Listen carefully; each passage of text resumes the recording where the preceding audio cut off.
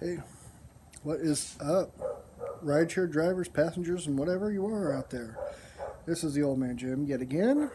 I'm here in my beautiful backyard grilling up some chicken for the week and enjoying a frosty beverage. This is actually my wife's mug. I'm not Irish, she is. But just want to get a little video in. I know a lot of guys have done a video on AB5 in California, and Uber, of course, doing their usual shady tactics in encouraging drivers to vote against it.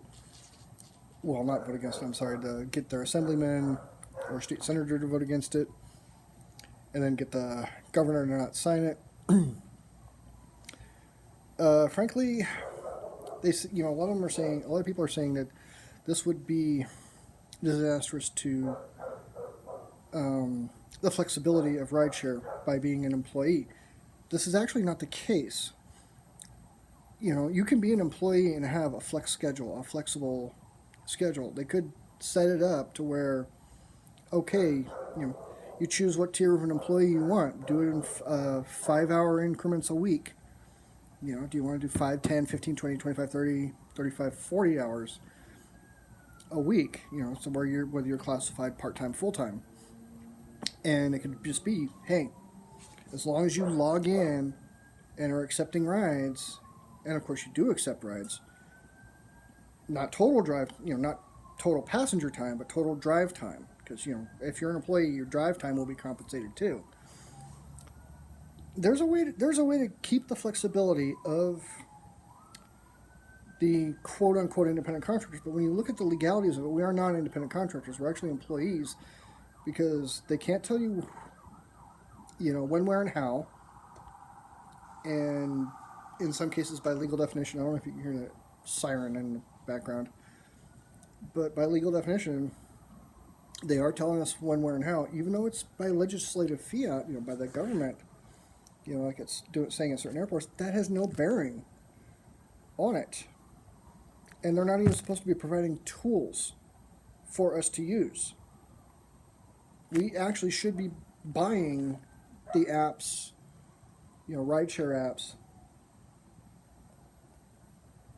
or whatever, dispatching tools and whatnot. There could be, let's say, an El Paso Uber hub that has radios to dispatch people out, but hey, you have your own equipment that you bought that's in your car.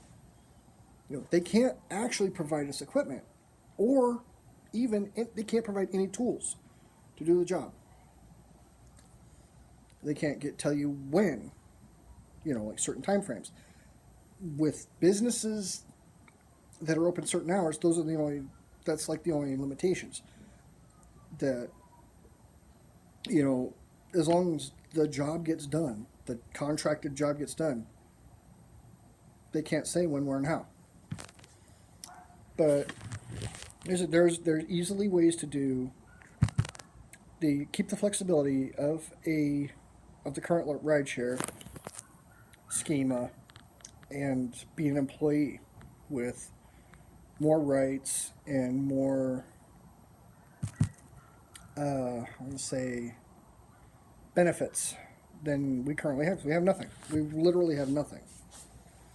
The only benefit we have is that we're using our own vehicles, which really that's not a benefit. Look at how many miles we're putting on vehicles, and we're wearing out vehicles to do this.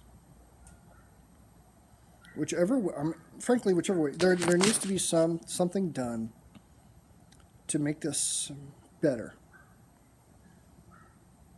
And it's a problem.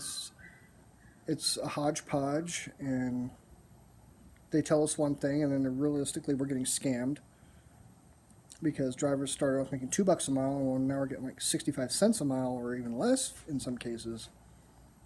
Doesn't make any sense. And they say, "Oh, we're contractors, just got to sign a contract." I did not receive a contract that said, "Hey, this is what I pay." But because if you say our individual rides or contracts, no, they're not. Because we would need to be knowing exactly what we're getting paid for that ride up front, not saying, "Oh, you're getting this a mile, this a minute." No, the entire ride's price, door to door, a picture of the person, a real name, and a first name, last name of our client. But we're not getting into that. So basically, like I said, we are employees just being gypped into an independent contractor designation, to where for some reason we're also having to claim what Uber gets and Lyft gets on taxes. Yeah, I know it's deducted after that, but that should not be the case. If that's the case, then we should be getting the entire fee, and then writing Uber and Lyft a check. Because honestly, they're only getting a check for 20% from me. But anyway, I just wanted to get my opinion on some of that stuff. As always, I'm going to have my PayPal below, because I don't think I'm ever going to get monetized with this channel. You need 1,000 subs. I have like 6 or 7. But if you want to sub, hey, please shout out my name. Put me out there. Have fun out there. Stay safe. Whether you Uber on, or whether you don't.